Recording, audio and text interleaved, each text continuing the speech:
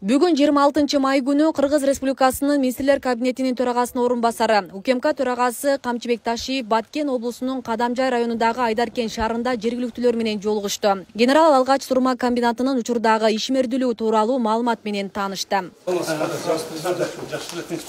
болот сурмаңыз? Өлүп атабы?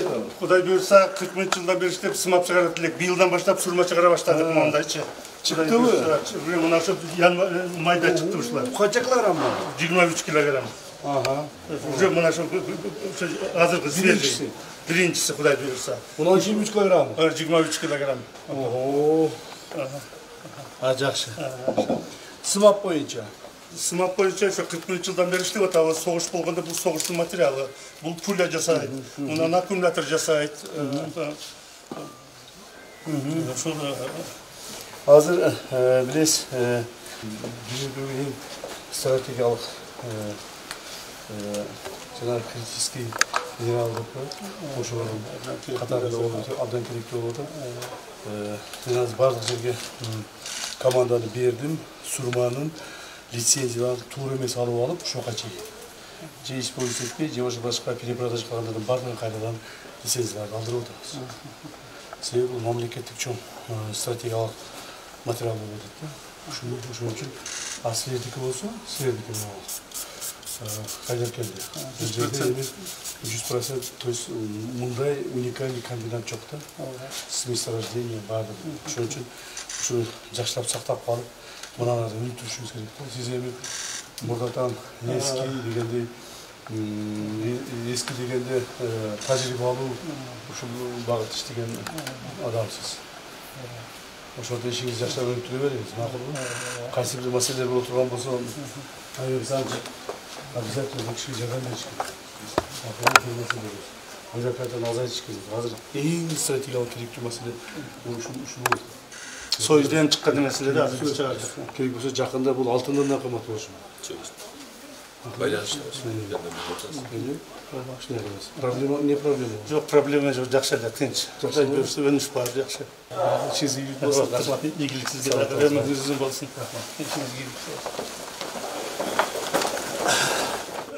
Söz Kırgız Respublikasının Ultuk Koopsuzluk Mamleket Komiteti Төрагасы генерал-полковник Ташиев Камчыбек Кыдыршевичке берилет. Андан соң жергиликтүү тургундар менен жолугушуу өтүп, Камчыбек Ташиев кыргыз-өзбек чек арасына байланыштуу маалыматтар менен кеңири тааныштырды. УКМК төрагасы Чечме булагы Кыргызстандын карамагында калганын жана өзбек тарап менен атайын макулдашуунун негизинде биргеликте пайдалануу чечими кабыл алынганын билдирди. Урматтуу президент Садыр Кожоевичтин биздин алдыбызга койгон тапшырмасынын биз туура аткаргандыктан проблемалар чечилип бүттү. Эми мына эл алдына келип, элге ошол чечилген проблемалардын бардыгын тааныштырып, айтып деп жеткизип келе турган убакыт келди да. Ошондон алдыңыздарга келип отурам. Себеби ар түрдүү сөздөр болот. Кээ бирлери туура айтат, кээ бирлери туура эмес айтат. Ушундай маселелер болбош үчүн ошол өзүм атайын келип убакыт кетсе дагы, убакыт өтсө дагы ошо силерге келейин деп атайын келдим. Себеби бул жерде Кадамжай районунда негизги чоң жаңжалдуу жана элдин көйгөйүнө тийген точкалар болгон. Бул Чечме булак проблемасы, Каражантактын проблемасы, Таяндын проблемалары, мына ушул проблемалардын бардыгы бүгүнкү чечилип бүттү. Анан сырткары да чечилген маселелер боюнча мен силерге толук маалымат бере кетейин деп атам. Себеби дегенде Баткен облусу негизинен Тажикстан Республикасынын кесилиш болуп, ошол жакта проблема көп болчу. Бирок Кадамжай району Өзбекстан менен кесилиш болгондуктан, жанагы чек ара болгондуктан Өзбекстан менен проблема көп болду. Ошондон бүгүн мен сиздердин алдыңыздарга бир эле Кадамжай районунун эмес, Кыргыз Республикасынын, Кыргыз мамлекетинин Өзбек мамлекети менен биргеликте чечилген проблеманы, чек ара проблемасын толук дагы бир жолу түшүндүрүп берип кетейин деп келдим. Муну сиздер уктуңуздар, бир жыл алдын эле муну көрдүңүздөр. Ошого карабастан ошо силерге жеткизип коеюн деген максатта президентибиз да ошону айтты, барып жеткизип келип тапшырып ошону элге түшүндүрүп келди. Ошондуктан келип отурам. Себеби дагы бир жолу ачык айтып коеюн, эл арабызда деле ар түрдүү адамдар көп. Бири бирин жакшы көрөт, бири бирин жаман көрөт, бири билип сүйлөйт, бири билбей сүйлөйт дегендей. Так, билбейли ар түрдүү нерсенин башына айтып жамандагандар көп. Ал жерди бери берди, бул жерди сатып берди, бул жерди жок кылып берди деген. Жанагы ар түрдүү адамдар өзүнүн саясий бир көз караштарын бекемдеп, эл арасында өзүнүн жалган рейтингин же жалган өзүнүн позициясын бекемдөө үчүн калп сөздөрдү сүйлөп, ушу жаман көрсөткүсү келгендер да мындан да көп. Муну билесиздер. Ошондуктан ушулардын баардыгын четке кагыш үчүн болгонун болгондой силерге жеткизгени келдим. Ошон үчүн бир аз көңүл коюп угуп туруңуздар. Эгерде кайсыл бир жерде суроолоруңуздар болсо жазып алгыла дагы, же эсиңерге тутуп алгыла дагы суроолорду берсеңиздер мен толук түрдүү жооп бергенге мүмкүнчүлүгүм бар. Себеби ушул маселе менен мен уже акыркы 4 жылдан бери ушул маселе менен күнү-түнү иштеп келе жатам. Так, кээбилерге окшоп чокуп тийип, бул жерин билип, бул жерин билбей эмес, баарын билебиз. 2 жылдын ичинде, 3 жылдын ичинде Өзбекстандын проблеманы чечтик. Кудай буйрса, чегара проблемасын. 4 жылдын ичинде Тажикстан менен проблеманы чечтик. Кудай буйрса мына. Эми биздин Кудай кааласа кыргыз мамлекетинин өзүнүн сырткы толук бойдон чегарасы чечилип бүттү. Мына биз эми гана саясий дагы толук бойдон өзүбүздүн сөйлөндүүлүгүбүздү алдык деп эсептесек болот. Кыргыз мамлекетинин тарыхында жаңы, эски, байыркы тарыхында биринчи ирет кыргыз мамлекетинин өзүнүн чегарасы толук бойдон такталып бүттү. Мына ушул дагы биздин чоң, мен ойлойм, сиздер менен кошо чечкен чоң жеңишибиз деп эсептейм. Урматтуу Баткен облусу тургундары, кыргыз-өзбек мамлекеттик чегарасын делимитациялоо жана демаркациялоо боюнча жумуштары 2000 жылдын декабрь айында башталган. Сүйлөшүүлөрдүн жүрүшүндө Кыргыз Республикасы менен Өзбекстан Республикасынын өкмөттүк делегациялары 38 протоколго жана топографиялык жумуш топтору 103 протоколго кол коюшкан. Кыргыз-өзбек мамлекеттик чегарасынын жалпы узундугу 1473,166 км аралык түзөт. Анын 1170,153 км тиркеси 2017 жылы кол коюлган. Кыргыз Республикасы менен Өзбек Республикасынын ортосунда келишимге ылайык бекитилген. Ал эми 302,129 км чегара тиркеси 2022 жылдын 3-ноябрында кол коюлган. Кыргыз-өзбек мамлекеттик чегарасынын айрым участоктор жөнүндө келишим менен бекитилген. Калган 0,184 км аралыгы, то есть 840 метр аралыгы 2025 жылдын башынан тартып толугу менен такталып жазылып бүттү. Муну биз жакынкы күндөрдө 15-20 күн болду окшойт, акыркы протоколго кол койдук. Бул Чечме булагы боюнча. Ушуну менен 100% бүттү. Чечме булагы 840 метр жери бүтө элек болчу. Кандай болуп кол коюлуп, кандай болуп бүткөнүн аны дагы азыр төмөндө сиздерге түшүндүрүп айтам.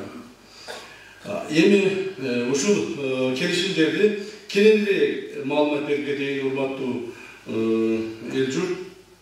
2022 жылдын 3-ноябрда келишим негизинде Кыргыз Республикасынын пайдасына төмөнкү участоктор алынды.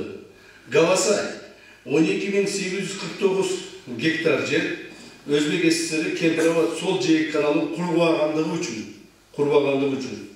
Көксерек 105 гектар, ал жерде кыргыз жарандары жашаган айылы компенсациясы жок алынды. Уңгартоо, то есть Баястан 212 гектар жер аянты компенсациясы жок алынды. Уңгартоо 35 гектар уюлдук компаниялардын жана мамлекеттик телеканалдардын жабдыктары жайгашкан жер аянты компенсациясы жок алынды. Акташ 100 гектар жер аянты Кара Суу шаарын кеңейтүү максатында жана саркынды сууларды тазалоочу жай куруу үчүн компенсациясы жок алынды.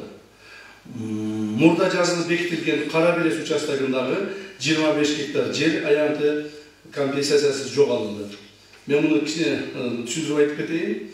Мына Гавасай 12.849 гектар жер. Эмне үчүн муну биз Өзбек ССРнин Өзбекстандан алдык. 12.849, почти 13.000 гектар жер. Бул чоң бир райондун жери да болчу. Себеби өзүңүздөр билесиздер, Капырбат каналын курганда ошол Капырбаттын сол жээгинен чоң канал курулуш керек эди дагы. Ошол канал ушул бүргөндү аркылуу мына бүргөндүгү суу алып келиш керек. Сен районуна боюнча Кутайс Карамжа районунда өтүш керек эди. Бирок ошол убагында курулбай калган. Ошонун ордуна булар ушунча жылдан бери компенсация бербей келген. Анан биз ошону чоң сүйлөшүүлөрдүн негизинде, ар түрдүү мындай катуу сүйлөшүүлөрдүн негизинде ошого компенсация кылып, почти 13.000 гектар жерди Алабака районунун Гавасай участогун алдык.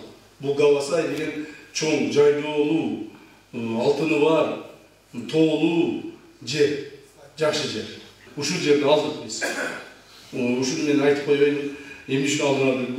Мунун бардыгын биз мурда кылбай кеткен. Союз маалында булар келишимге кол койгон протоколго.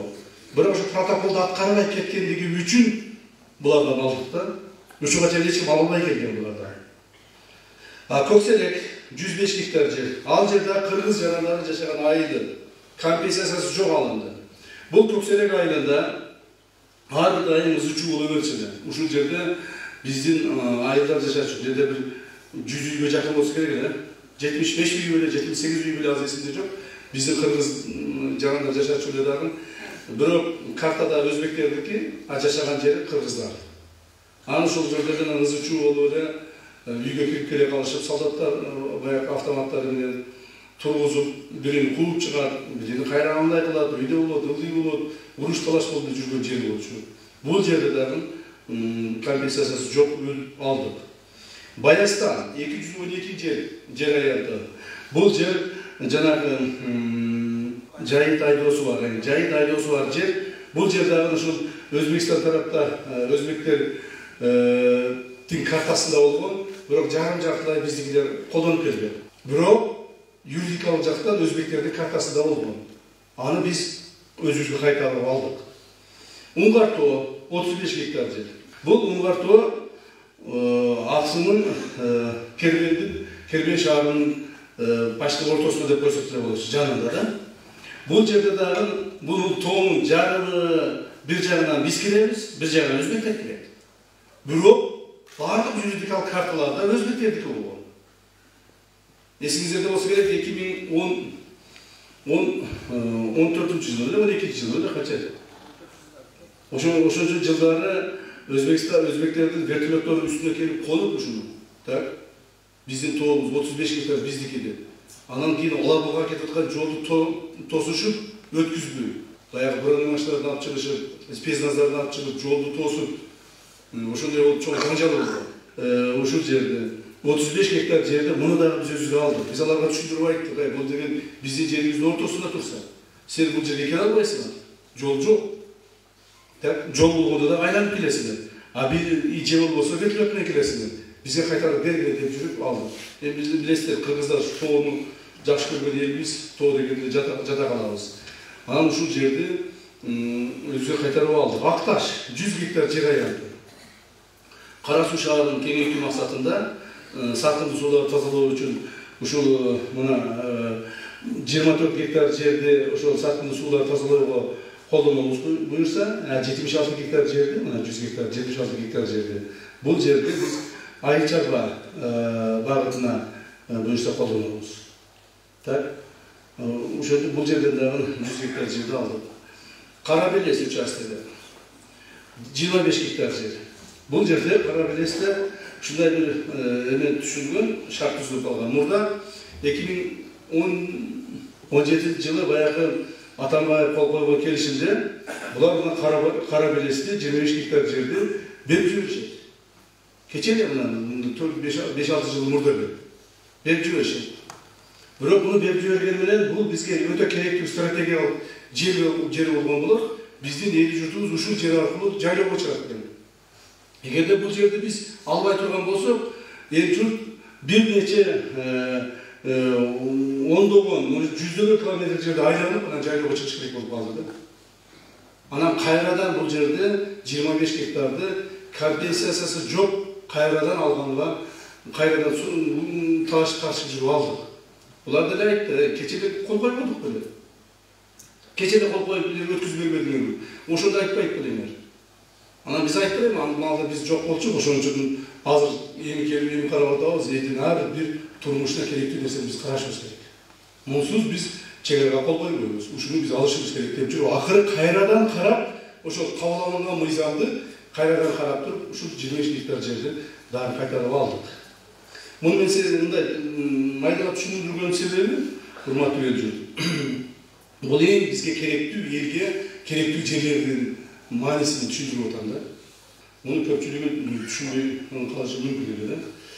Эми Кемпироват суу сактагычын участогу боюнча, эми Кемпироват боюнча отдельно мен айтып берейин. Кемпироват боюнча толук кандай акыбал эле, бүгүнкү күндө кандай акыбал болуп калды биз кол койгондон кийин. Себеби Кемпироватты бетине жаап алышып, канчалаган адамдар ар түрдүү баягы деструктивный деп коет бизде. Ушул болбой калса экен, ушул келишим кол койбой калса экен, Кемпироватты бери бирди, сатып бирди деп калп сөздөрдү чыгарышып. Так, Кемпироватты мына Өзбекстанга берип, даже кээ бирлер айтып чыгышты, Кемпироватты берип, кайсыдыр акчаларды дагы алышып алдылар деп. Ушунчалык бети жоктук сөздөрдү айтып чыгышты. Анын негизинде мына билесиздер 24 адамды ушундай Кемпироватты бетине жаап, жамынып туура эмес иштерди кылабыз деп элдерди уюштуруп, ушул иштин баардыгын жокко чыгарабыз дегендердин 24 адамды камаганбыз. Бекназаров баш болгон, Равшан Жээнбеков дөш болгон, дагы башкалары. Мына ошол үчүн биз аларды жазалаганбыз. Себеби алар өздөрү билбейт. Ошо Кемпироватка ошол жердеги 24 адамдын ичинен 10дон ашыгы өмүр бою Кемпироватка келген эмес экен. Кемпироват билбейт, кайсы жерде, кандай шартта, эмне кантип пайдаланып атат, көргөн эмес. Жөн эле ошо Кемпироват сатып бер деген лозунгду кармап алышып эле ызы-чуу кыла беришкен. Бирок аларга карабастан, алардын ушунчалык давление кылып, жаман сөздөрдү айтып, бизди ушу кайтарабыз дегенге карабастан, биз муну ушундай баягы не деп коет, упорно ушундай эме кылып отуруп, акыры бүтүрдүк. Ошондо Кемпироват боюнча мен силерге толук түшүндүрүп айтып берип кетейин, сиздер түшүнүп калыңыздар. Кемпироват суу сактагычын башында карай баштаганыбызда фракциянын лидерлери, муну президентибиз да келип айтып берип кеткен өзгөгө.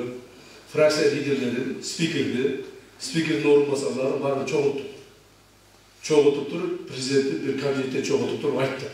Мына могу каралып атат жигиттер, могу чечип атабыз. Так, мына силерге түшүндүрүп айтайлы, биз жабык ишик артында.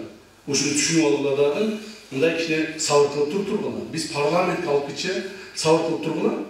А парламентке алып келгенден кийин ачык айтабыз анан кийин. Десек болуп тур деп макул болуп, баардыгы макул болгон. Ошол жерде бүт баардыгы. Мына Мадумаров да ошол жерде лидер фракция болчу. Ал дагы макул болгон. Ал дагы айткан. Ай, мынтип эле чечилсе, эл макул болсо, бизде да макул болсун деп чечилип аткан, бүлүнүп аткан ишти бүтүрбөйбүз да. Деп мына ошол жердеги бүт лидерлердин көзүнчө, депутаттар көзүнчө айткан. Анан кийин эле билесиздер, бир апта өткөн жок, бир маалда эле Мадумар өзгөгө келип, элдерди чогултуп алып эле ошол жерде сүйлөп атат. Мына эки дос дейт Кемпироватты сатып берди. Кечээ бизди дейт чогултуп, жабык эшик артына апарып алып, баарыбыз камап алып түшүндүрүлүш болду. Ушинтип баардыгыбызды эч кимге айтпагыла деп бизди оозубузду жаап атат. Мына эки дос сатып берди муну. Эгер булар жакшы чечсе, элге пайдалуу чечсе, мамлекеттик пайдалуу чечсе, анда ат мингизип, ат чаптырып элге эме кылбайбы жанагыдай сүйүнчүлөбөйбү эле. Деп бүт алгыдай эң алгыч кыйын сүйлөдү го билесиңер. Укмуш сүйлөп, элдин башын айландырып, тибин укмуш кылып салды. Биз андан суранганбыз, туруп-тургулачы биз мына бүтүп алгыча андан кийин эме кылайбыз. Ошонун негизинде канча жолу биздин мындай сүйлөшүүлөрүбүз мындай эмне деп коет, үзгүлтүккө учурады. Канча кыйынчылыктар тарттык. Бирок баары бир деле ошол айткан нерсебиздин аягына чыгаттык. Ушундай деструктивный, ушундай мамлекеттин ишин бүлүндүрүүгө аракет кылгандарга чоң аракеттерине карабастан бүтүрдүк. Ошол үчүн Кемпироват суу сактагычы боюнча мен отдельно айтып өтөйүн деп сиздерге ушу көңүлүңүздөрдү буруп атам. Кемпироват суу сактагычын куруу үчүн историясын айтып коеюн. Kırgız SSR Ministrler Sovetinin 1965 жылғы 22 октябрдағы номер 475 тоқтауына лайық Өзгөн және Қарасу райондарының аймағынан 5731 гектар жер аянты бөлініп берілген. Біз өзбектерге бөліп бергенбіз. 5731. Так, бұл 65 жылы болған. Анда мен туылдек болчумун. Өз кезегінде Өзбек істері Министрлер Советі 65 жылдың 15 декабрында номер 659 тоқтауыменен Кемпірова су сақтағыштың құрылышына байланышты Қырғыз ССР-іне компенсация қатары 4127 гектар жерді берген. Бездин аларға бөліп берген 5731 ордуна өзбектер бізге 4127 гектар жерді берді. Анын 2966 гектары Анжан облысынан, жана 1161 гектары Ферғана облысынан. Өткөрүлүп алган жерлердеги чегара өзгөртүлүп кайрадан жазылган жана ал жазуулар Кыргыз ССР Министрлер Совети бекиткен. Мен муну Кадамжай үчүн айтып атамын, көпчүлүк ушул жерлердин көпчүлүгү Кадамжайдан берилген ошондо. Кадамжай районунан берилген, Өзбекстанга бизге өткөзүп берилген. Азыр кайсы жерлер экенин айтамын. Ошол деструктивный баягы оппозицияны дегендер ошолордон айтты. Бизге зачем керек бар? Кадамжайдан берип салыптыр, бизге Өзгөндөн берсин депчи. Өзгөн, Кадамжай, Алабука, Актала, Чаккал, Түп бардык биздин мамлекетибиз. Бардык биздин элибиз, жерибиз. Антип районго бөлүнүп, райондон алса районго берсин, айыл өкмөттөн алса айыл өкмөткө берсин деп отура турган болсок, анда биз мамлекет болбой калбайбыз. Мына ушул жагындагы айтып коеюн. Ошондой эле Кыргыз ССР Министрлер Советинин жана Өзбек ССР Министрлер Советинин 1965 жылдын 11 декабрындагы номерин 559/656 биргелешкен токтомдору менен Кемпирова суу сактагычынын курулушуна байланыштуу айрым маселелер боюнча 1965 жылы 23 сентябрындагы жана 12 ноябрда протоколдор бекитилген. 65 жылдын 1965 жылдын 12 ноябрында протоколдун 1 пунктуна ылайык Кемпирова суу сактагычынын суу каптап калган жерлердин ордуна компенсация катары берилип жаткан жерлерди Кыргыз ССР курамына, ал эми Кемпирова суу сактагычынын астындагы жерлерди Өзбек ССР курамына киргизүү менен Кыргыз ССР менен Өзбек ССР ортосундагы республикалык аралык чегараны өзгөртүүгө макулдук берилген. Белгилеп кетсек, 5731 гектар жер 908 горизонталда туура келет. Эми горизонтал деген нерселерге айтып коеюн. Бул эмне? Көп түшүнбөйт. Баягы Кемпирова суу сактагычын тосуп, суу сактагыч кылгандан кийин суу көтөрүлө баштайт да. Суу көтөрүлө баштаганда ошол 10-чы горизонтал, 100-чы горизонтал, 900-чы горизонтал болуп отуруп 908ге чыккан максимально.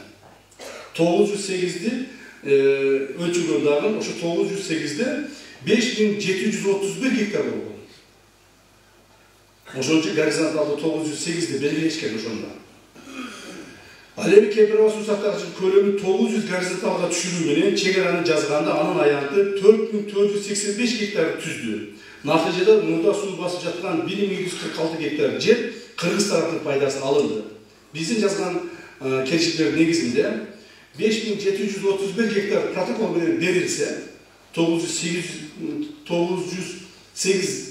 горизонтал менен. Анда баягы 908ге жеткизе турган болсок, анда биз ошол жердеги айылдардын баарын кошуп беришибиз керек эле да. Биз аны алар менен сүйлөшүп отуруп 900ге түшүрдүк. 900ге түшүргөнүбүздө булардын ээлеп турган суу жери 4485 гектар түздү. Biz 1246 hektardı murdağ kelişimde 5731'den 1246 hektarda kayrağızı kaytarıp aldık. Atak bular murdağ kelişim boyunca, murdağı Soyuz malında tüzgün kelişim boyunca uşu kızargan yerler 1246 hektar жердин баардыгы Өзбекстанга берилип кеткен. Берилип кеткен жерде биз кечээки договорлорду кайтарып алдык. Мына ошондо булардын суу баскан жери сары менен турат. Суу баскан, азыркы суу баскан жери 900 горизонталды бердик дагы. Ошо менен 900 горизонтал менен 4485 гектар болуп калды. Бул 4485 гектар жердин Бұл өзбектер бізге 4127 гектар жерін Мурда Ресайыз малында беріп қойышқан. Ошондой эле 4127 гектар жер аянты 1965 жылы компенсация катары алынганын эске алсак, 900 горизонтал 4485 гектар болсо, мамлекеттик чегара сызыгы аныкталгандан кийин өзбек тараптан 358 гектар жер компенсацияланбай калган. Мына бая башында айтып атпадыкпы?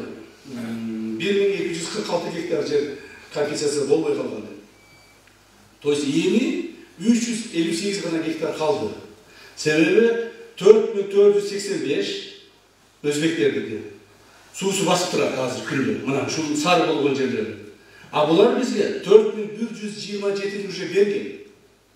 Демек, эгерде ошону бири-бирине салыштырып келе турган болсок, булар бизге дагы 358 гектар жерди бериш керек болуп калды. Эми ушул 358 гектар жерди биз кайерден алдык? Ошондуктан акыркы сүйлөшүүлөрдүн жыйынтыгы менен берилбей калган 358 гектардын ордуна Ташакыр участогунан 1000 гектар жерди Өзгөн жана Сузак райондоруна Анжан облусунан бөлүп берүү жөнүндө макулдашылды. Натыйжада Мурда компенсация болбой калган жер үчүн 358 гектар жер үчүн 3 эсе көп жер алынды. 1000 гектар жер алынды. Мына могул жерде мына бул менин айылым болот, барпа мына. Мына барпа айылы. Ушу барпанын башында мына 10 гектар жерди мен өзүм сурап алдым. Биздин айыл вообще кирип келип, качып калыш көргөн депчи. Ушу 10 гектар жерди бизге берген депчи. Десем ошол жерде күрүшкөн. Сиз өзүңүздүн айылыңызды коргоп атасызбы деп. Мен айттым, менде өзүм айылым керек деди.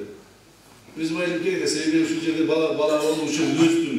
Ушул жерлерде чуркап жүрдүм мына ушул жерлерде. Ошондой эсимде бар. Могул жерде өзбектин чек-арачылары бизге кирип келип, нерде Шабдалы зары деген шабдалыларыбыз бар, ошолорду бизди өткүзбөй таза кыйнанчылык. Ошол эсиме түштү дагы, ушул 10 гектар жерди дагы биз ошодон кошуп алдык. Буну мен жөн эле сурап алдым булардан. Бая миндин ичине кирген жок бул, ачык айтайын. 10 гектарды жөн эле сурап алдым. Ошондо 10 гектар мына жерден кошулду. А бул жерде болсо, мына 1000 гектар кошулду. Мунун 500 гектарын биз өзгөндүктөргө бердик, 500 гектарын сузактыктарга бердик. Ошентип, урматтуу туугандар, баягы Кемпирабад боюнча 4485 гектар жердин 4127 Мурда берген. Булар бербей калган 358 ордуна биз 1000 гектар жерди Өзгөн менен Сузак райондоруна 500 гектардан алып бөлүп бердик.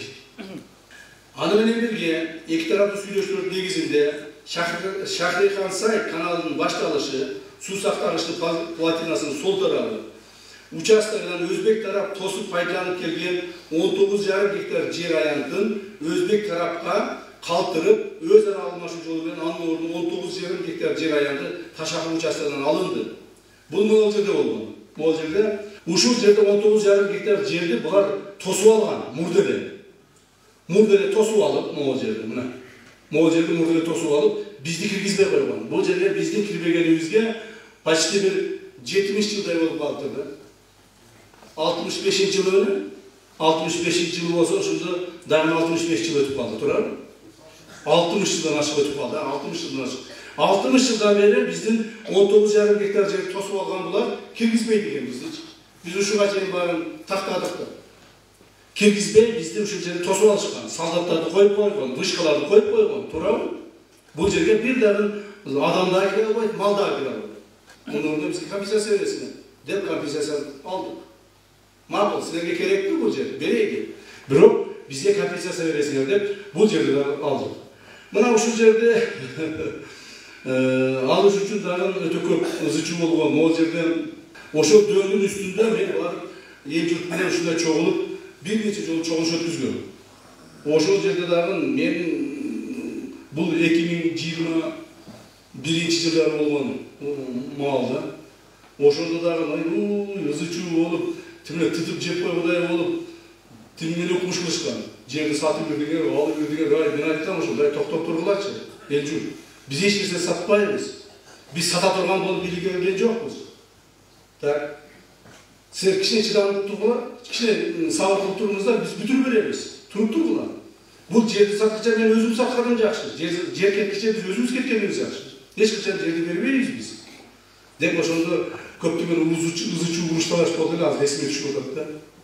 Ошолордо дагы муну акыры келип туруп, буюрса ошол жерлерди дагы компенсация кылып алып берди. Эми Кемпироват суу сактагычын курулушуна байланыштуу 65-жылкы компенсация катары Өзбек Республикасынын төмөнкү жерлери алынган.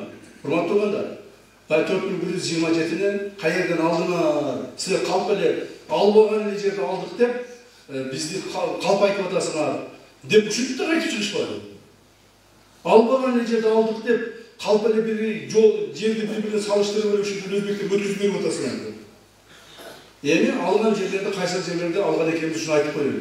1965-жылы коюлган келишим негизинде Алабуга районунун Көксерек жана 1-Май айыл аймактарынан 1307 гектар айдоо жана жайык жерлерин алганбыз. Экинчи, Аксай районунун Кербен шаарына жана Кашкар суу айыл аймагына жалпы 571 гектар жер аянды.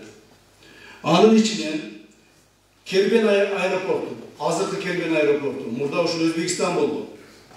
Муну азыр айтсам, өткөндө Аксалыкта айтып, эмне үчүн Өзбекстан болду? Туура? Бул документ боюнча мурда Өзбекстан болду. Кемпироват үчүн алганбыз буларды кайтарып. Кербен аэропорту 52 гектар, кана Кербен аэропорту. Мына Кербен аэропорту 52 гектарды алдык. Жетиген айылдын бир бөлүгү 15 гектар. Кана 15 гектар. Мына жетигенин 15 гектар муну алганбыз. ФАП мечит жана балдар бакчалары бар экен. Ал кайерде экен ал? Ушу жетиген ушунун ичинде болсо керек, ушунун ичинде болсо керек. Жарандардын жер үстүрү жайгашкан жер болду. Ноке районунун Шамалдусай участогунан 1088 гектар, анын ичинде Достук айылы 55 гектар болгон. Мына могул жерде Достук деген чоң айыл бар, азыр Достук аймагы деген айыл өкмөт бар. Ушул жерден 1088 гектар жер алганбыз. Бул Ош-Бишкек жолунун боюнда Шамалсайдагы көп дароо саткан жер бар го, билесиздер. Куду ушул жер. Так, дальше. Араван районунун Найман участогунан 148 гектар жер. Анын ичинде Эсенбай айылы 32 гектар жер. Мына Эсенбай айылы 148 гектар жерди ушул жерден алдык. Кадамжай районунан 1013 гектар жерди алганбыз. Көктала участогунан 758 гектар алганбыз. Анын ичинде Достук, Көктала жана Маяк айылдары бар. Мына ушул айылдар туугандар бардыгы бизге Кемпироват боюнча компенсация болуп келген. Мына ушуну айтып атышат да, силерде азыр көп берип коюпсуңар, эмне үчүн өзгөндөн албайсыңар депчи. Ошондо мен айттым, мына биз туу элдикте берген биринчиден. Экинчиден айырмасы жок, кайсы аэропорттон беребиз, кайсы жерден беребиз. Мамлекеттики бул. Кадамжай районунан 1013 гектар жер, анын 758 гектар жери Көктала участогу, анын ичинде Достук, Көктала, Маяк айылдары, Пылдырак участогу 255 гектар жер, анын ичинде Исфайрам жана Пылдырак айылдары жайгашкан. Мына ушунун бардыгы тиги Кемпироваттын компенсация үчүн алынган жерлер. Жалпылап айтканда, Өзбекстандан Кемпироват суу сактагыч курулушуна байланыштуу 1965-жылы компенсация катарына алынган жерлерде азыркы мезгилде 25 миңден ашуун кыргыз жарандары туруктуу жашап жатышат. Ошондой эле турак жай, короо, жолдор жана социалдык объектилер курулган. Көптөгөн жарандарыбызга жер үлгүчтөр катары берилип, менчик укуктары каттоодон өткөрүлгөн. Булар айтып атышат бизге, булар дейт, өзбектер дейт.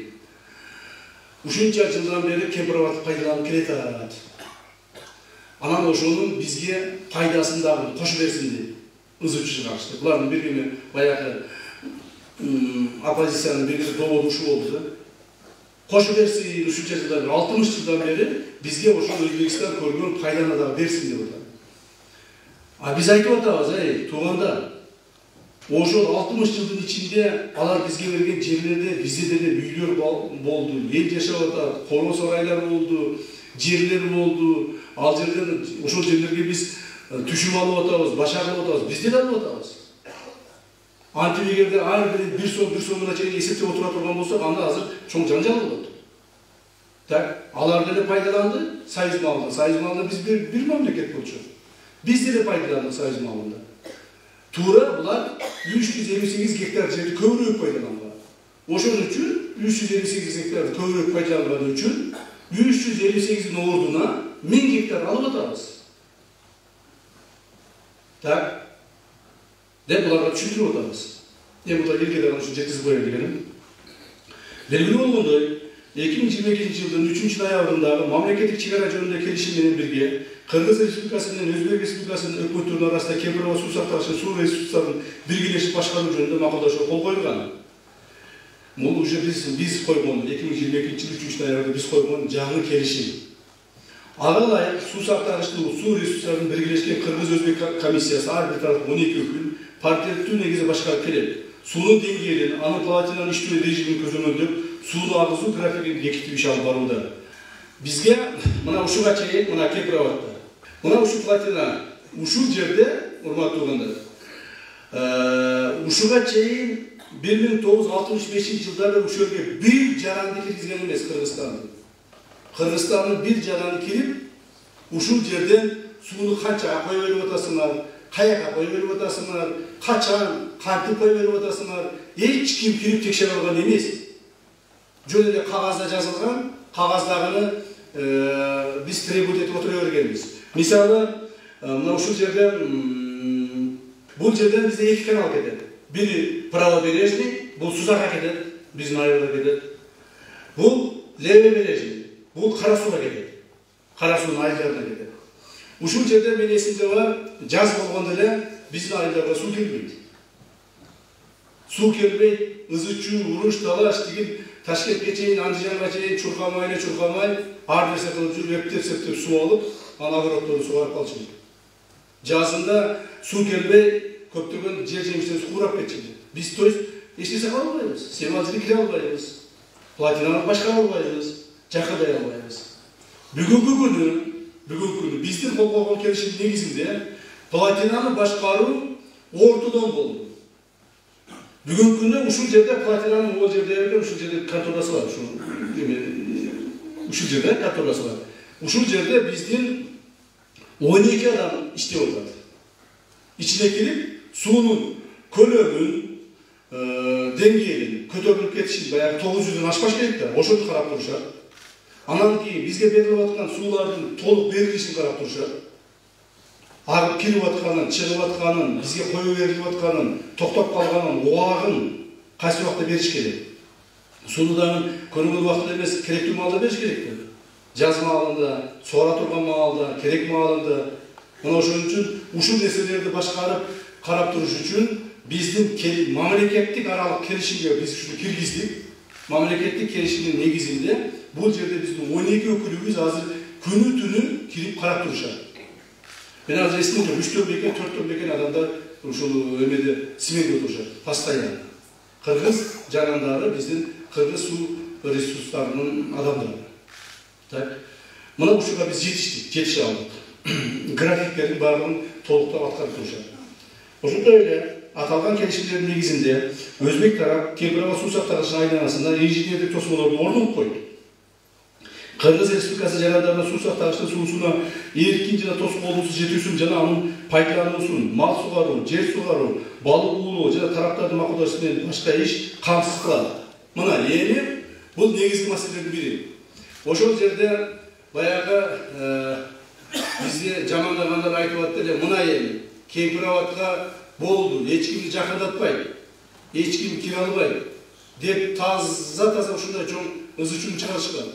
Ошо Кемпироватта тегерегиндеги биздин айылдар, ошо айылдарды көрсөтө аласыңарбы биздин Кемпироват тегерегиндеги айыл? Мына биздин айылдарыбыз, мына биздин айылдарыбыз, мына мына биздин айылдарыбыз бар эле. Мына чекеде бар болчу биздин айылдарыбыз. Ушул айылдарыбызга мына мынакта бар эле. Ушул айылдарыбызга элдерди көтөрүп, мына эгерде Кемпироваткалар сатып бирди, эми Кемпироватка жакындай албайсыңар деп калышты.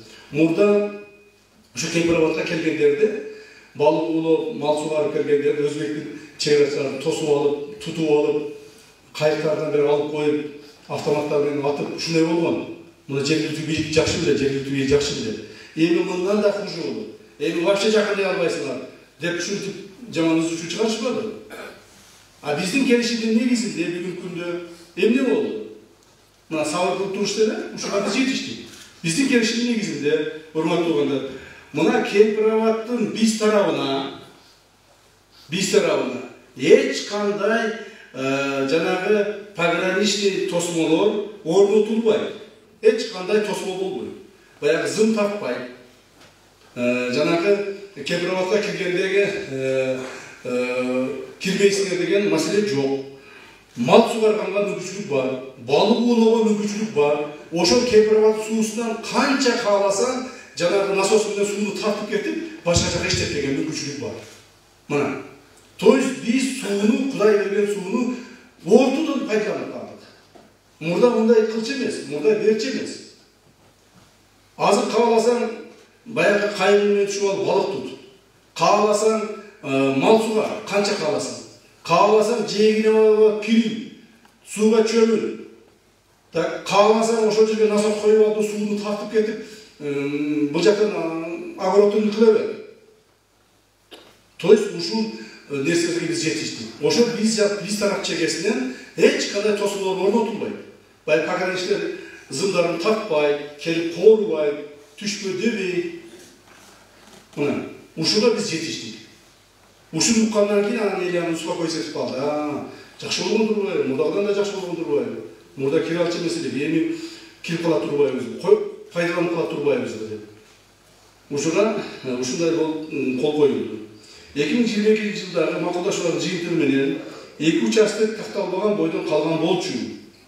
Алар 3 мамлекеттин Кыргыз Республикасынын, Өзбекстан Республикасынын жана Тажикстан Республикасынын мамлекеттик чек араларын кесилишүү чекити жайгашкан жери жана Чечме булагы участогу. Ушул 2 участок такталбай калып кеткен. Ошол маалда спор болуп, ызычуу болуп, буларга belki структура государства дегенге Тажикстан макул болбой койгон. Тажикстан менен маалда бизде таза баягы катаал шарттар менен ызычуу болуп турат элек. Алар макул болбой койду. Чечме булакты болсо аныктайлы, кимди кийгенин давайте жазып алайын десек, өзбек болбой койду. Жок. Бул жерде бизде ызычуу болгон, уруш талаш болгон, биз постоянно чалышып атабыз, тытышып атабыз. Муну биз силерге берип кое албайбыз деп ызычуу болгон. Ошондон кийин биз калтырганбыз, макул. Бул дагы бир убакыт келер. Кудай буюрса чечебиз мында. Бул структура туруп турсун, Чечме булак туруп турсун деп ушул 2 жер калып кеткен болчу. Ошол маалда.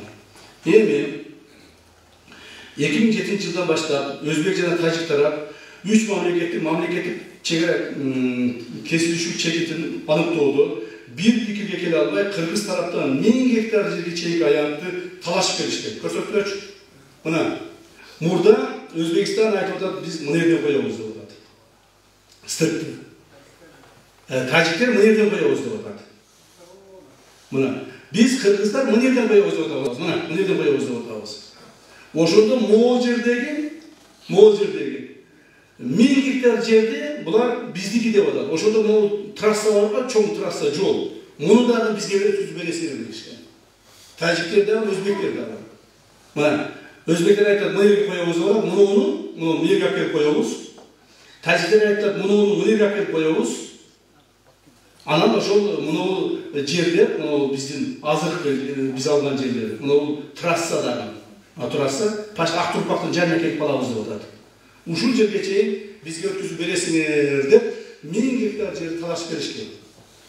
Бул үчүн биз ызычуу болуп көптөгөн сүйлөшүүлөр жүргөн. Бирок булар бизге берген эмес. Ушинтип отуруп стык 3 государств могул жерде болуп калды. Мына. Могул жерде болуп калды.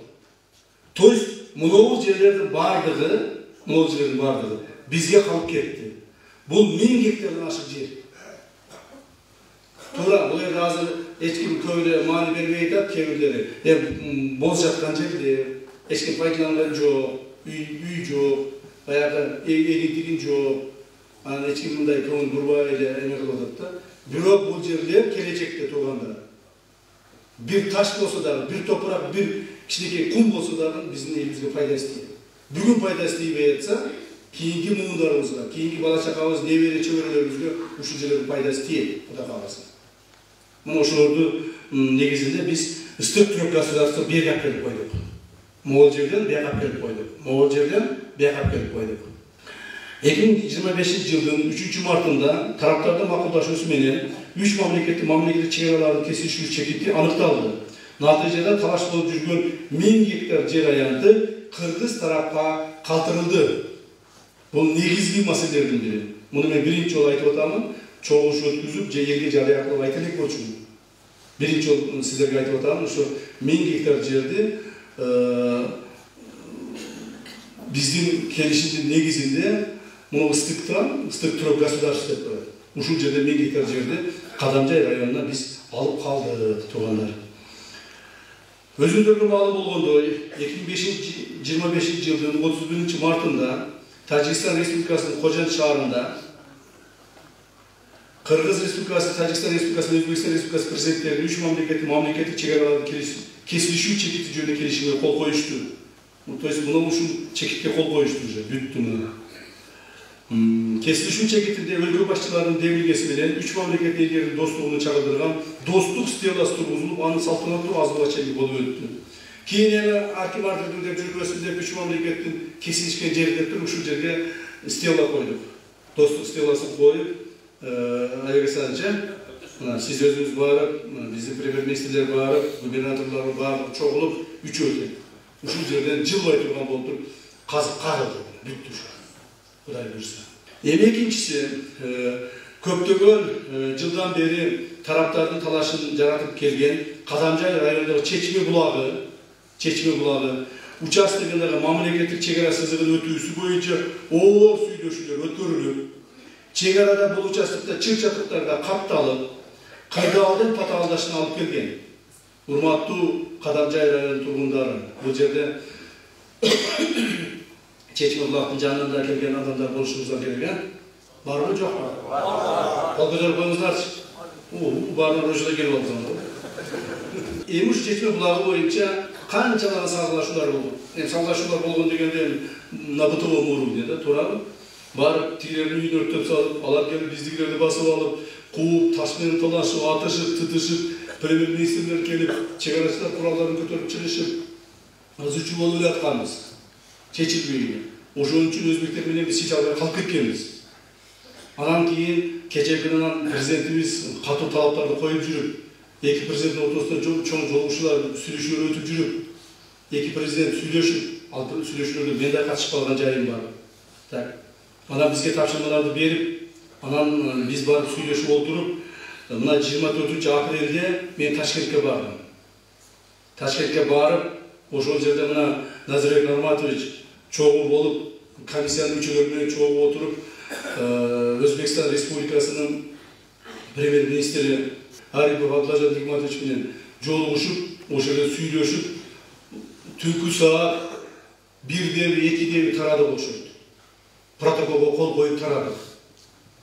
То есть Чечме булагын аягына чыгарып чечти.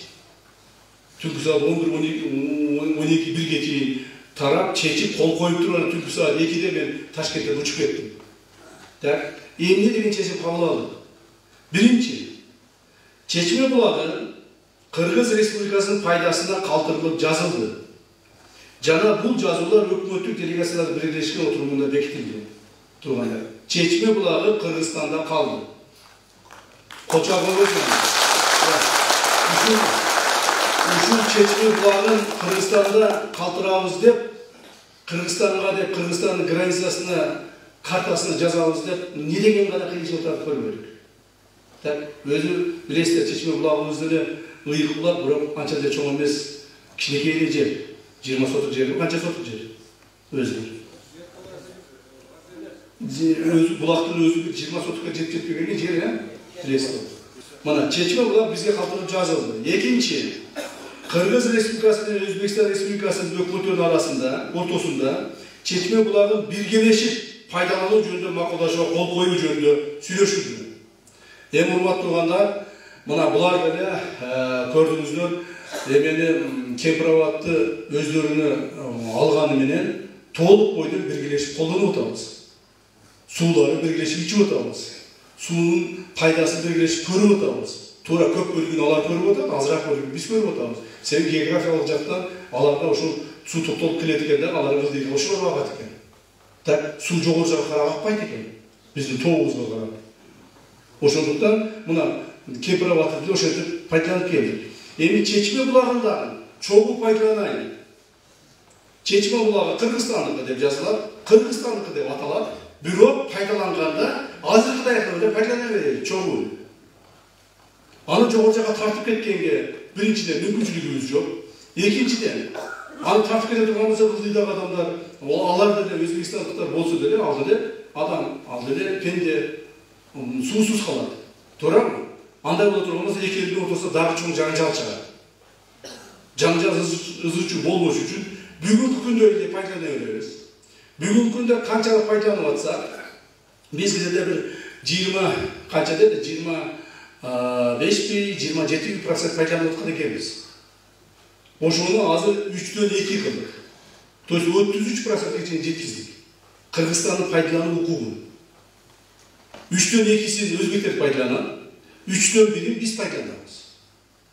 Азыр кандай пайдаланып атсак, ошондой гана пайдаланабыз. Эч ким кандай нугун бурбайт.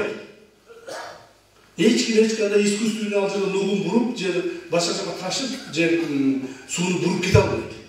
Мына ушундай келишимге кол коюп. Мындан сырткары Кыргыз тарап Чечме булагынын айланасына инженерлик техникалык тосмолорду орнотпойт. Жана өзбек жарандарын булакка келүүсүн камсыз кылат деген милдеттерин алат. Мына бул Кемпирабадта зеркальный отражение дегенде Кемпирабадта кандай болсо Чечме булакта ошондой болот. Чечме булак ал жерде бир 100 метр жер экен. Так, Кемпирабад мына тегереги канча километр? 70 километр. 70.000 метр жерде өзбектер айтты, каалаган кирип колдоно бергиле деди. Сууну деди. Каалагандай колдоно бергиле, каалагандай пайдалана бергиле деп бизге уруксат берди. Анан биз эми 100 метр жерге өзбектерге деп бизде уруксат беришибиз керек да. Өзүбүзгө жазып алдык. Бирок аларга өзбек жарандарын булакка кирүүсүн камсыз кылат деп милдеттерин алды. Мындан ары чегара өкүлдөрү Чечме булагына, то Чечме булагынын тегерегине пограничный баягы тосмолор орнотулбайт. Мына бул Кемпирабадтагыдай эле. Пограничтер барып туруп зым тартып, бул меники, бул сеники деп өткүзбөй кое албайт. Ушул жерди ачык калтырдык. Мында чегара өкүлдөрү Чечме булагына жарандардын кирип чыгуусу үчүн атайын бир жерди аныкташат. Жана ошол жерде кирип чыгуусун камсыз кылышат. Чегарачылардан айтып турабы, ким чегарачылардан бизде жетекчи? Мына сиз чегара кызматынын директору турасыз, Абдыкерим Карбекович, облустун башчысы чегара кызматынын. Сиз Айдаркен чегара отрядынын башчысы. Вот, Айдаркен чегара отрядынын башчысы турасыздар. Уктуңар муну келишимди жакшылап окуу болот. Келишим жакшылап алгыла. Назарбек Нарбатович, жеткизиңиз айрыкча чегарачылардан. Бизден ызычуу, урушталар чегарачылар баштай берет кейбирде. Ошентип ызычуу кылбастан бир жерди аныктап, бир жерден кирип чыга турган кыласыңар болду. Вот и все.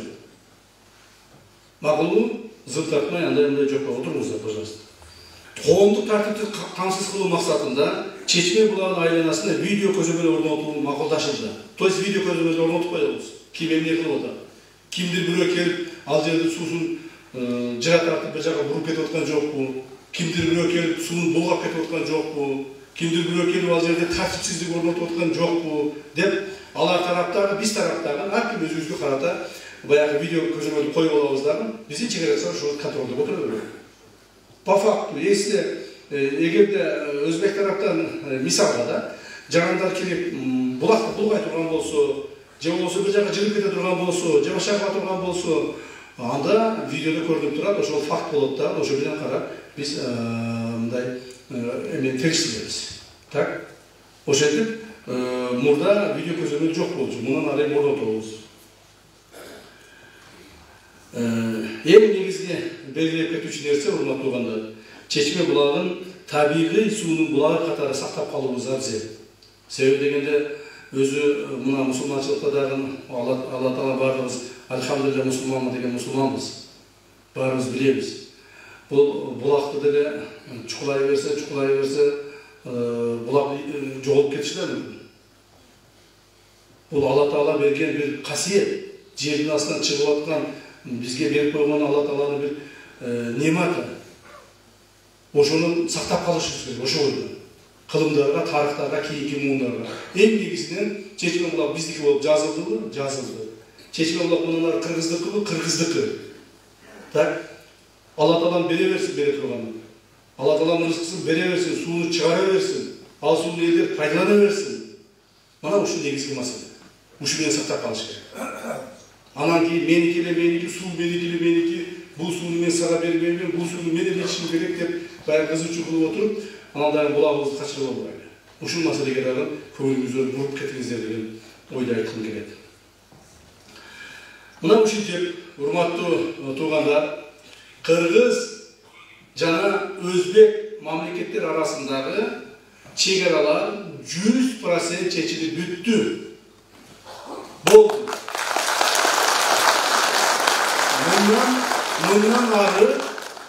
Мындан ары, бұл сенікі, бұл менікі деп талаш тартыш, уруш талаш, Құдай сақтасын мындан ары болбой. Егер қайсыз бір түшінбестіктер болса, аны жергілікті билік органдары, чегарачылар, ошол жеринде тез-тез чечип турушат. Себеби биз азыр демаркация жумуштарын жүргүзүп атабыз, баягы зым тартуу жумуштарды. Зым тартуу жумуштар жүрүп аткан маалда анча-мынча bir düşünmesidir bol ketişi mümkün. Bir 10 metre araqtan ötüp, 10 metre bergaqtan ötüp, cemunu kanal bir yak kalıp ketti, bullatok bir yakta kalıp ketti, degen sözler oluşu mümkün. Anı, azıcık kılbağımızlar, uruş talaş kılbağımızlar, akırın barın çeçeriz. Savrında kılıp dursanlar. Biz hiç kaçan özümüzdün, mamleketimizden, özümüzdün jeribizden, özümüzdün jarandarımыздың kızıkçılığını büröge taktırıp jibербейбиз. Biz андай адамдар емеспіз. Ошоны сабыр кылыңыздар, урушпагыла, талашпагыла, бир нерсе болуп атабы, сразу кайрылгыла. Ошо жергиликтүү бийлик өкүлдөрүн айыл өкмөттөн баштап, аким, губернатор и чегарачылар бар. Макулбу? Урматтуу Баткен облусунун тургундары 2017 жылдагы жана 2022 жылдагы келишимдердин негизинде Баткен облусунун аймагында мамлекеттик чегараны жөнгө салуу максатын төмөнгүдөй өз ара жер участоктарын алмашуулар болду. Бул дагы силер үчүн өтө маанилүү. Муну да угуп алыңыздар. Алмашуулар жүргүзүп атабыз, эмичи? Чегара такталгандан кийин кээ бир жерлер Өзбекстанда биздин кызыкчылыктарыбыз калып кетиши мүмкүн. Ачык эле сөз да. Айдарыбыз калып кетиши мүмкүн, үйүбүз калып кетиши мүмкүн, башкабыз калып кетиши мүмкүн. Алардын кызыкчылыгы бизде калып кетиши мүмкүн.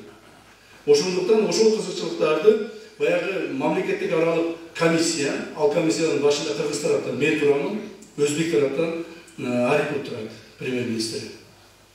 Биз ошол чыр-чатактарды чечип келатабыз. Мындан ары чечебиз, чечип буюрса жакынкы күндөрү дебейин, жакынкы жылдары баягы пограничный жанагы ограждениелерди кыргызчалар тосмолорду тартып өтөбүз. Так? Биринчи, Кадамжай району боюнча мамлекеттик чегара сызыгынын өтүүсү жөнгө салууда Өзбек Республикасынын Каражантак участогунан Каражантак айылы Кыргыз Республикасы пайдасына турак үйлөрү, социалдык объектилери, көп жылдык бак дарактары жана сугат айдоо жерлери менен алынды. Жалпы аянты 241,5 гектар жер. Анын ордуна Кыргыз Республикасына таандык болгон Чыгыш Вуадин жана тазалоочу курулма Восточный Вуадин очистное сооружение 85,76 га. Жаңы жер Батыш Вуадин, жаңы жер Западный Вуадин 65,13 га. Ынтымак жол 20,185 га. Дашар 37,159 га. Чуңкур кыштак 20,16 га. Көктала дамба 7,185 га. Жана Саралтын 0,65 га. Бардыгы болуп 237,179 га жер аянты алмашылды. Biz alardan 241,5 гектар жер алыппыз. Аларга 238 гектар почти бериппиз. Белгилеп кетчү нерсе, мына участоктор түшүнүп атасыңар да, туура, жергиликтүү адамдар түшүнүп атат да, ким кайсы жерде экен, кайсы жерде кайсы участоктор айтып атканын түшүнүп атасыңар да. Слайдтарда тұрады мына слайдтарды мен майзап көрсетіп отырмын. Мына біз қаражаттарды алдық, қалған жерлерді берген участоктарға айттым, ол өттіңіздер. Белгілі кетуші нәрсе 24 жылдың 12 августынан тартып, Қаражатта қалыптық қонушы толығымен Баткен облысының Қадамжай районының қарамағына алынды, жана мемлекеттік шекараны қайтару жаңа сызыққа жазылды. Ошондой эле айылдын 721 тургуну Кыргыз Республикасы президентинин тийиштүү жарлыгына ылайык жарандыкка кабыл алынып, аларга кыргыз улуттук паспорттор берилди. Каражаттар айылына узундугу 2,13 км түзгөн автоунаа жолу курулуп, айыл электр энергиясы менен камсыздалды. Экинчи, Шахмардан Англауынын чегарасын тактап жазууда өтө көп кыйынчылыктар болду. Себеби 1955 жылы өкмөттөр аралык паритеттик комиссиянын жана 61 жылы 30 мартындагы Кыргыз ССРнын Жогорку Советинин президиумунун жарлыгы менен бекитилген картографиялык материалдар боюнча кыргыз жарандары пайдаланып келген Аккыя айылы Өзбекстандын жери болгон. Бул Өзбекстандын жери болгон Аккыя. Сүйлөшүүлөр негизинде кыргыз жарандары туруктуу пайдаланып жашап келген Аккыя айылы 110 гектар кыргыз тарапка алынып, ал эми анын ордуна Кадамжай районунун Ямбарак участогунан 45 гектар жер, Риштан участогунан 1,180 гектар жер, Сок Шахмардан каналынын участогунан 40 гектар жер, жана Шахмардан анклавынын тегерегинен 23,120 гектар жер, бардыгы болуп 110 гектар жер өзбек тарапка берилди. Аккыя айылын алдык биз 110 гектар жерди толугу менен. Ошонун ордуна Аккыя айылынын ордуна ар жерден бөлүп участок кылып 110 гектарды берип кутулдук. Зато бир айыл толук бойдон ал жашоочулар менен кошо биз аркы өттү. Бул бизге пайда болду деп эсептейм. Үчүнчү, Баткен районунун Аккыялыктар барбы жок? Аккыялыктар жок экен да. Ошон үчүн бизге баары бир деп отурат экенсиңер. Аккыя өтпөйбү? Ал сизге керек. Анан Аккыялыктарга керек. Бизге керек эмес деп отурат экенсиңер. Тамаша, конечно. Үчүнчү, Баткен районунун Кыштуу айыл өкмөтүнүн Таян жана Сай айылдардын тургундарынын кайрылуулары негизинде Катаке жайлоосунан 261,19 га жай жер аян кыргыз тарапка алынып, анын ордуна Солмек айылындагы Күнгөйтан жана Кызыл Кыяк участоктарында өзбек жарандары өздөштүрүп, турак үйлөр салып алган 115,169 га жер аянты жана Ош облусунун Араван районунун Керкирден суу сактагычы участогунан 74 гектар жер, бардыгы болуп 189 гектар жер аянты өзбек тарапка берилди. Жыйынтыгында 261 мен бөлчөгөн айтпай коюп, 261 гектар жер аянтын кыргыз тарапка алып, анын ордуна өзбек тарапка 189 жер аянты алмашуу жолу менен берилди. Biz 71 гектар жерди көбүрөөк алдык. Баягыдай бизде баягы айтып жатып койбой, берип сала андай эмес.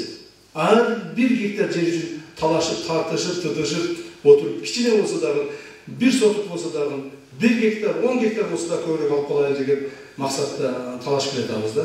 Бул жерден дагы 71 гектар жерди көбүрөөк алдык. Төртүнчү, Баткен районунун Суу Баш айыл өкмөтүнүн Бозадыр айылынын тургундарынын кайрылуусу негизинде Коңур чоку участогы жалпы аянты 486,125 гектар жер кыргыз тарапка калтырылып, анын ордуна Кыштуу айыл өкмөтүнүн Сөгөт участогунан 233,3 гектар жер аянты өзбек тарапка калтырылды.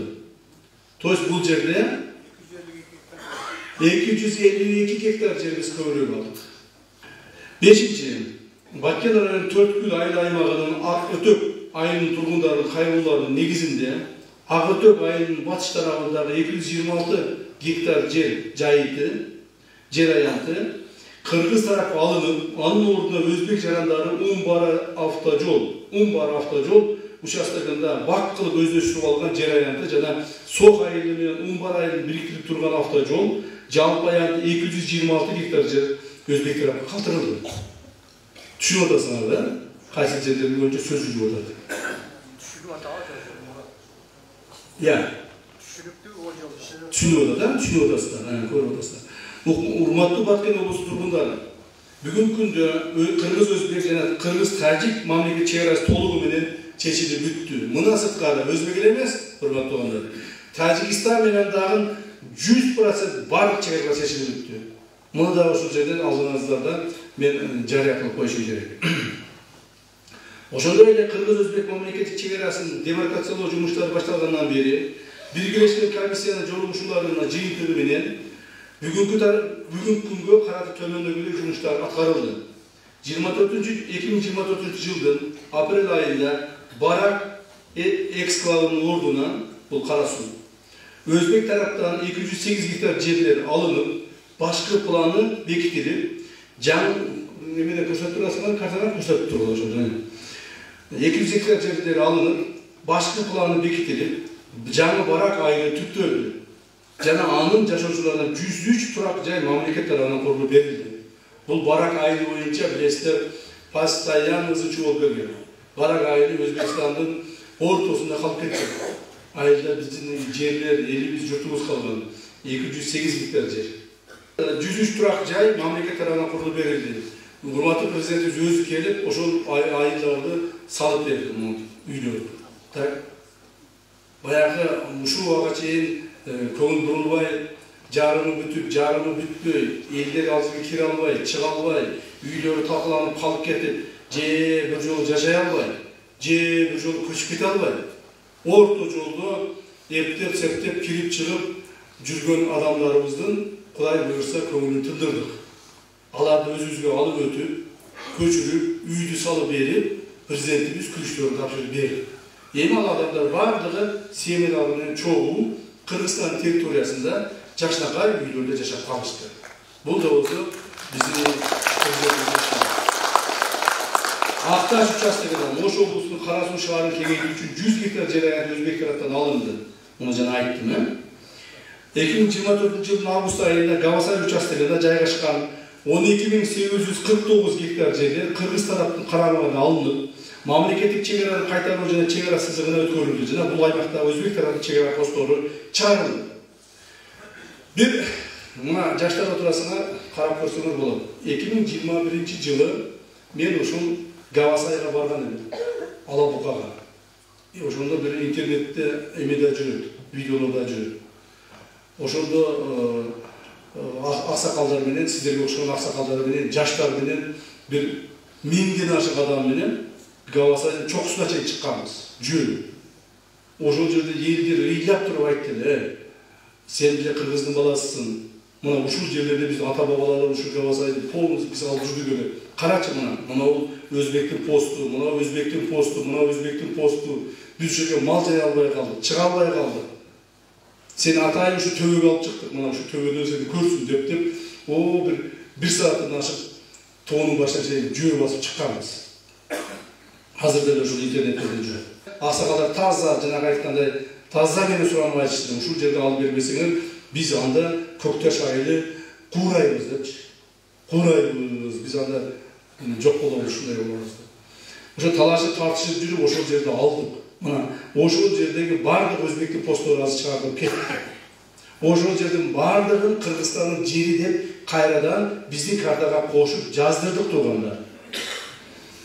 Делимитациялоо процесси учурундагы макулдашуулар ишке ашырылып, Ош облусунун Өзгөн жана Жалал Абад облусунун Сузак райондору үчүн 1019,5 гектар жер аянтын Өзбек тарап толугу менен өткөрүп берди. Жана 2024 жылдын 1-ноябрынан тартып, бул участоктарда мурда орнотулган Өзбекстан Республикасынын ишчилик тоскоолору же чек ара сызыгына жылдырылды.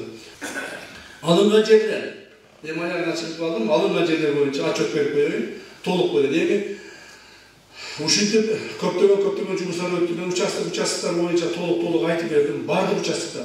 Бир да участок калтырган жокмун. Бирок эми толук ушул алынган, берилген жерлерди свайт этип отуруп, мен эми баягы эмеси чыгарып берейин силерге, баягы отчетун, акыркы отчетун. Алынган жерлер: Гавасай 12.849 гектар, Көксерек 105 гектар, Баястан 212 гектар, Оңгартоо 35 гектар, Акташ 100 гектар, Karabelez 25 gektar, özgün jana suzak alanlar üçün 1000 gektar hazırda aytып öttüm. Suunun kөлөmü 908'den 900 горизонталга түшкөндө 1246 gektar жер бизге калтырылды. Жалпы biz алган жерлер 15572 gektar жер болду. Ал эми 1965 жылы компенсация катары алынган 4127 gektar жерди эске алганда жалпы 19699 gektar жер кыргыз тараптын пайдасына калды. Баягы 4100 кошкондо, мына кадам жайдагы мына пылдырак-сылдырактарды кошкондо. 19699, почти 20.000 gektar жер кыргыз тараптын пайдасына калды. Бул Өзбекстан менен болгон чек араны айтып атам. Кемпирабад суу сактагычынын айланасында чек ара сызыгы 900 горизонтал менен жазылган эске алганда суу астындагы 4485 gektar жерлер Өзбек тарапка берилди. Баягы Кемпирабадтын суу басып турган жерлери дагы менен эме айтып коеюн.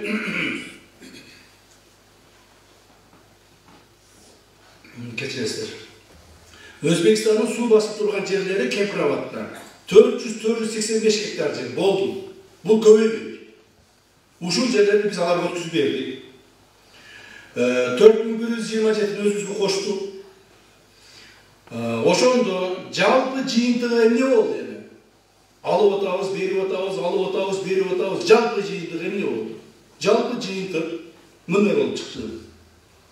Жыйынтыгында Кыргыз Республикасынын жалпы аянты мурда болгон эле. Биз жумушту баштаганга чейин биздин жалпы аянтыбыз 19 миллион 995 миң 89 гектарды түзгөн. Өзбек тарап менен картаны толук чыйып берип алып бүткөндөн кийин биздин кыргыз тараптын алынган 15572 гектарды кошкондо биздин картабыз урматтуулгандар 20 миллион 10 миң 661 гектарды түздү. То есть картабыз чоң. Биздин 4 жылдан бери кылган эмгегибиздин негизинде Кыргыз Республикасынын Өзбек Республикасы менен чек ара тилкелерин тактап толук бүткөндөн кийин биздин картабыз 15572 гектарга чоңоюп, мурда 19 деп жүрчү деп эми 20-дан түшпөй калды. Ачтык. Картабыз чоңойду, кеңейди картабыз. Картабыз кичинейип кеткен жок. Баягы жерди сатып беришти, жерди берип беришти.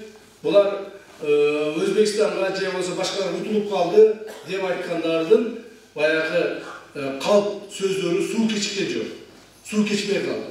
Бардыгы Кыргыз мамлекетинин пайдасына чечилгендиги анык так көрүнүп турат. Ушуну менен урматтуу Баткен облусунун тургундары, мен сиздердин алдыңыздарда бүгүн Өзбек Кыргыз мамлекеттер аралык жасалган жумуштарды айтып бергенге, толук айтып бергенге аракет кылдым. Эми бул нерсе мындан ары жашынуу эмес, бул ачык, айкын. Эми кээде иш кылганда, кээде жумуштар кылып атканда, айтпай кыласыңбы, жумуш бүтүп кетсе экен анан айтам депчи. Биз да ошентип иштегенбизде башындачы. Анан болбой эле бизди сатып жүрүп атат, атып жүрүп атат, мону жок кылып жүрүп атат дегенден президент баш болуп өз күнгө келип эки жолу түшүндүрүп кеткенбиз. Ай саткан жокпуз. Кемпирабадты биз берген жокпуз. Кемпирабад бизге чейин эле 1965 жылы берилип кеткен. 4427 гектар. Ал эми азыр 4885 гектар болду. Болгону 386 гана гектар ашыкча берилгенин биз аныктадык. Биз берген жокпуз. Бул мурда эле берилген. Наоборот, биз тетирисинче аныктап, тактап канча ашыкча берилгенин. Ошол ашыкча берилген жерге 1000 гектар компенсация алдык, 3 эсе көп. Мына Кемпирабад эмне болду? Так, а эгерде ушул ойдон Кемпирабадты дагы чечпей, Каражандакты да чечпей, Barakta da çeçipey bardığın murdağlar koşuyordu, koyçu bana jama söz aytıp kalbasın, jama söz tiyip kalbasın, kıynalsa kıynala versin, elde kıynalып kayıp turup ketedi dep murdağlar okşop. Biz uşunday bir mamle kılganımızda dağda çeçipey jüre verdiler. Bizim ışıkta okulup oturup verdiler. Çeçe almaya atabız, bol boyatar, makul bol boyatar, tiyak yaktı. Ağa karabastan jaman söz uksaqtağın, bizi söksö dağın, ar türlü jaman nerselerdi bizge iyilik, bizi şu jaman atı kalam dep hareket kılsa dağın, oşoğa karabastan bunday öjörlöğüne oturup ahıra çeçip çıktı. Bu bizden urmatlı prezidentimiz Sadık Nurhocaevичтин öte çoğun emgeli oldu. Oşo kişiye bir koça atayım. Rahmat. Buna şu, eğer de sorularınızlar olsa ben cevap vermeye dayanım. Mikrofon var o verin. Ben rahmet aytıp koyayım. Çeçme elini atıdan. Rahmat. Eğimi mınanarı Çeçme sporlu jeremiz. Çeçme Kırgız'ın jeri. Mınanarı bayakda ızıcı bolboy. Bir gana mesele var bu yerde. Ceke bir mesele var. Bu ceke değil de bu elti meselesi var. Bir gana mesele var. Çeçmenin susun koşuğa ne de koyar? Bilgelikte faydalanır. Buna usul gana mesele. Oşun hem aksakallar, jергiltүү biйлик, жаштар, ызычы кылбагыla, уруш талаш кылбагыla, мурдагыдай чечме биздики, seniki emес bizdiki деп кыйкырыштын кереги жок. Себеби мына документальный, юридический карта менен бул биздики болуп таанылды. Бул бүттү эми. Мындан ары биздики болот. Кудай калса кылымдар бою биздики болуп калат. Алла Таала ушуга буйруган экен. Ошого кыжаат болбоңуздар. Макулбу? Sizlerin kılgan emeklerinizin altından bizim köpçeler kulağa kiriptir. Ona biz razıyız. Allah'ım sizlerin umrunuzlarda uzak kılıp işlerinizlerin ummatını versin. Teyin başınızlar toza olsun. Hurmat seyirlik görüp bala çakanızlardı, baktulu yaşanızlar. Daim el için, cer için küreşkence aktivite başçılardan bolunuzlar. Allah'ım daim ummatınızlar versin. Жүргөн жерде sabırlarınızlar bir katar olup yer içi tamam bolup yer için küreşip жүрüyorsunuz.